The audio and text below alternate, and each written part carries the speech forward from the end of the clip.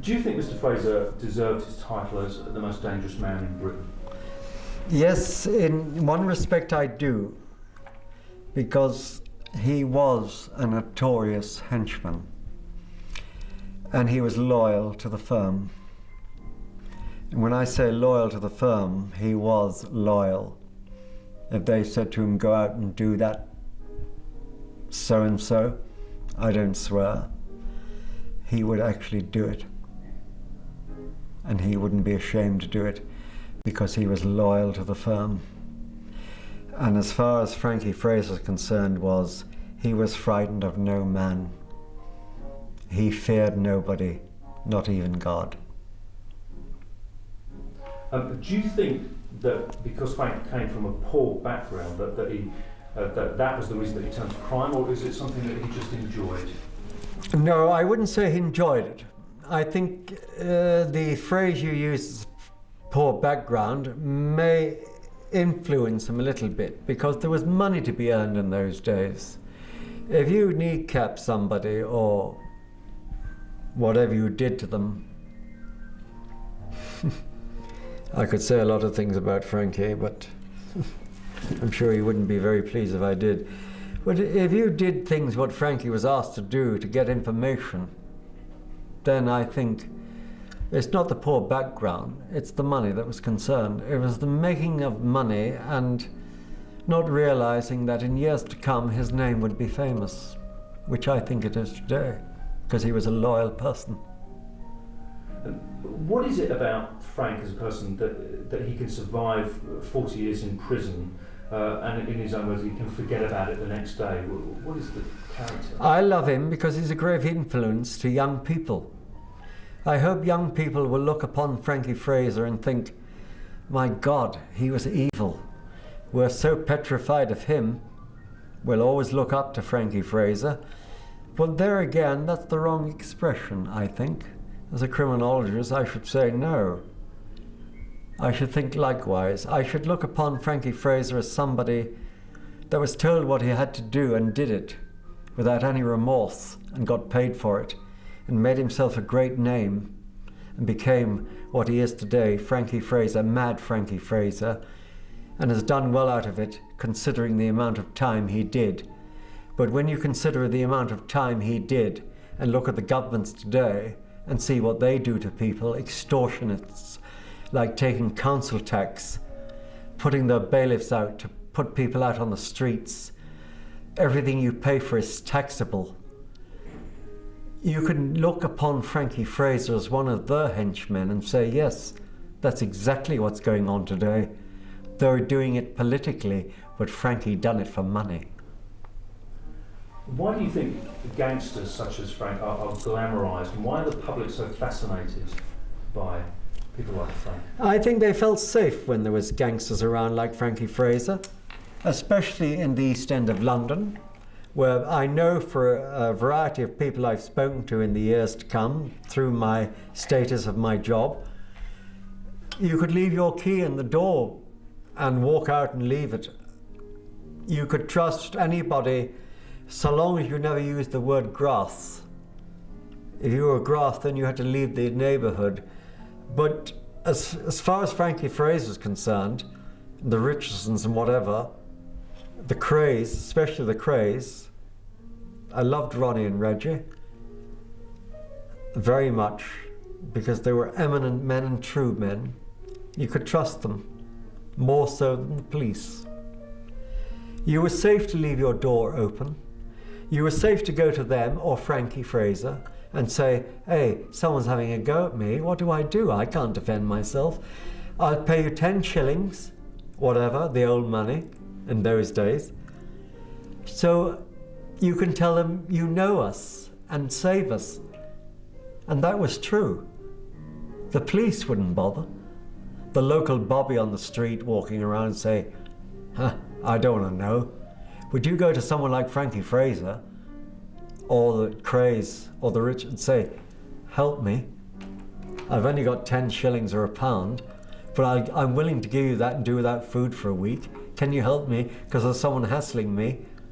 They'd help you. That was the sort of characters they were. They weren't evil. They were characters. And now that the Krays have passed, do you think sort of Frank assumes that kind of mythical main man? Yes, I do, because I think Frankie Fraser's still a very powerful man in his own right. He's a very honest and open man. He realized what he did when he was young was wrong. He's got no regrets, and I'm grateful for that, because if he had regrets, then he wouldn't have been what he is today, Mad Frankie Fraser. And do you think that the younger generation of villains have a respect still for the older generation, such as Frank? I think so, because their forefathers and fathers before them remember Frankie, remember the Krays, they remember the Richardsons, and they look upon them as a sort of protection, as you could call it. In those days, you needed protection.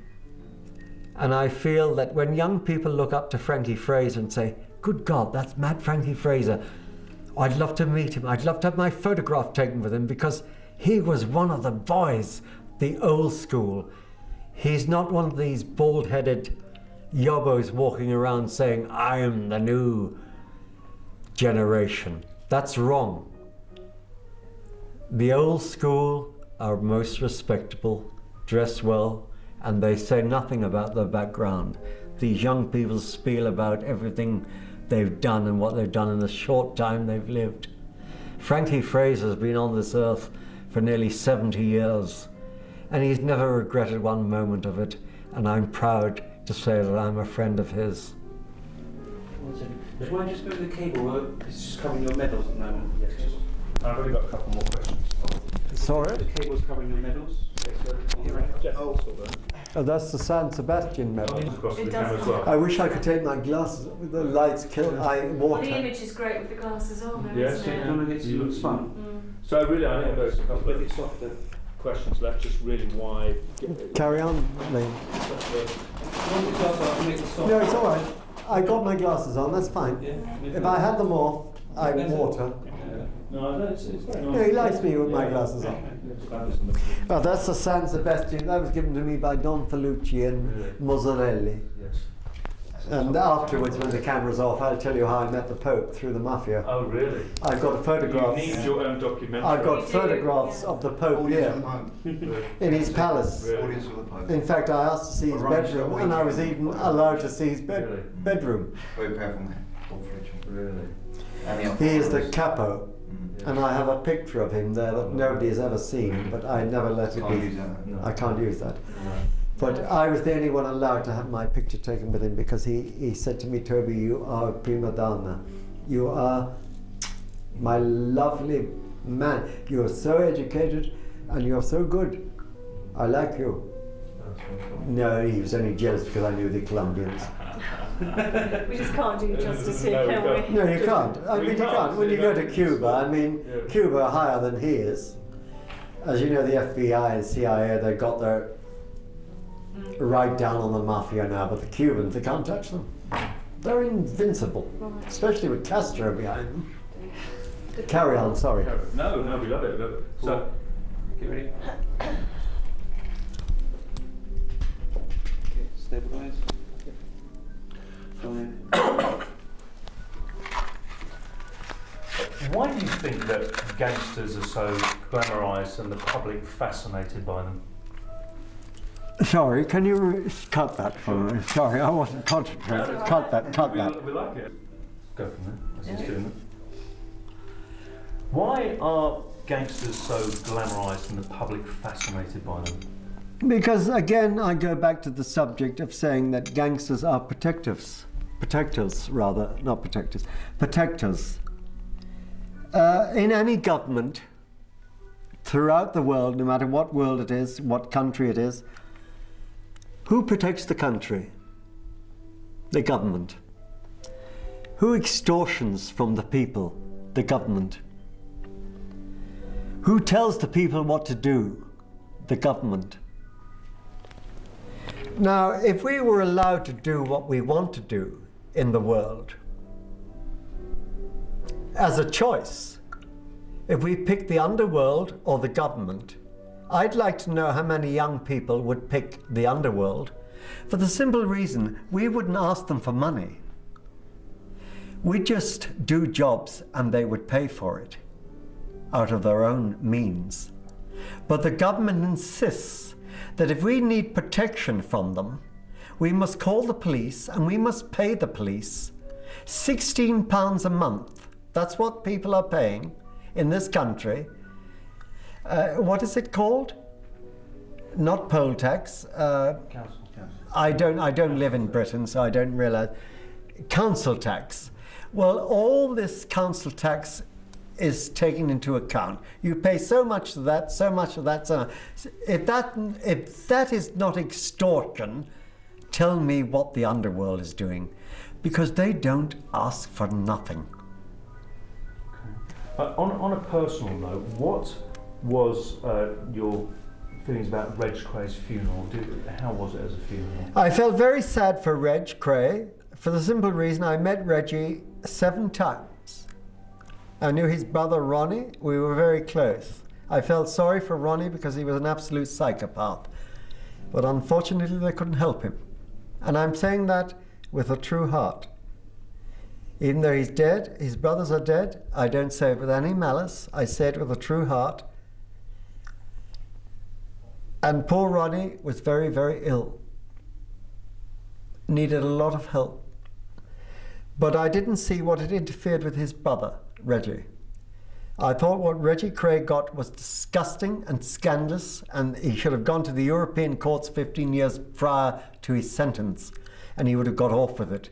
Because he only killed one person called Jack the Hat McVitie, who he didn't even finish off, because I know the culprits that finished off Jack the Hat McVitie. It wasn't Reggie Kray. In fact, Reggie was opposite to Ronnie. He was the one that he would not kill. Reggie stood back. Ronnie was the boss. Ronnie was the psycho. Ronnie was the power, and that's why he was called the Colonel. Because Ronnie Kray was the boss of bosses in Britain. He was afraid of no man or no government. He was himself a proclaimed boss. Do you know the Americans even today, I only spoke to them a couple of weeks ago, today they regard Ronnie Kray as the colonel of all colonels. He was a boss. And he'd done his whatever years he got. But Reggie Kray should not have done what he did, 33 years, and allowed out 2 months to die for one gangster's murder who threw his wife out of a car because she asked him for sweeties, who was fat, repulsive, she was obesity, she ate like a pig, and he hated her because of what she was. But he threw her out of a car, Jack the Hat McVitie. He was an evil, disgusting gangster.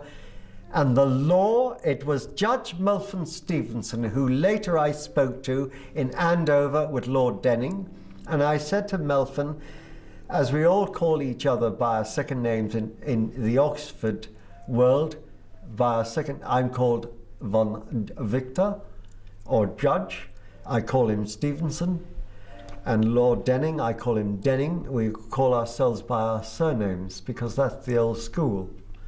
I said to Stevenson once, why did you pronounce both 30 years with a recommendation that they do 30 years when you didn't characterize the difference between one or the other?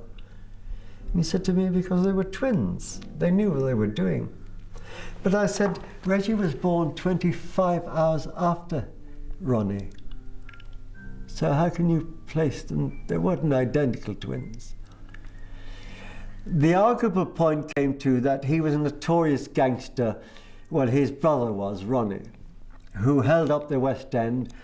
There's crimes I could tell you about that would make your hair stand on edge, which I know about, with Maltese Joe, all of them, Ben Lipman. But I don't believe that Reggie Kray should have served, and I spoke on British television, Good Morning, is it Good Morning, GTM?